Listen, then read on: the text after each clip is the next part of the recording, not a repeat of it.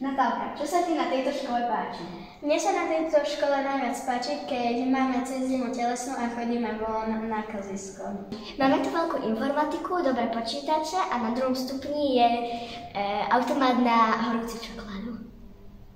No, mali sme tu super lyžiarsky, aj plavecký. Tu máme super pani učiteľky, dobre sa tu s nimi učí. Robíme rôzne prezentácie o vesmíre, ľudskom tele a ďalšie. Mne sa všetko páči. Že keď sme boli na Plaveckom, bola tá veľká zábava, je tu všetko veľké a vždycky je tu zábava, každý deň. To je super a môžeme chodiť aj na astronomický krúžok a je veľmi zábavný. Že tu máme dobré pani učiteľky a že veľkú telocvičňu. Že sú tu veľa kamarátiek. Na tejto škole sa mi najviac páči knižnica, na ktorej si môžeme cez prestávku čítať na gauči.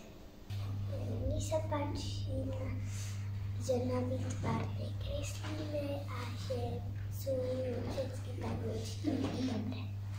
Mne sa páči aula, v ktorej máme možnosť robiť besiedky, tancovať a mať kroužky. Ja by som odporúčila túto školu, lebo tu máme ceviče a máme tu daltonské dni na hociaké témy. Asi to, že normálne vyučovanie tu nie je vždycky, ale je tu niekedy aj hravé vyučovanie, že predmet ťažší sa učíme hrou.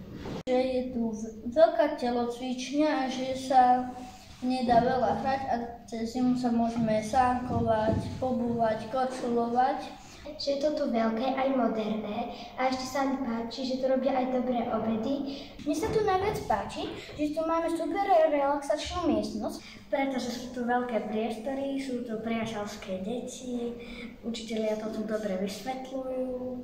Mne sa páči, že tu je nová škola a mne sa všetko na tejto škole páči.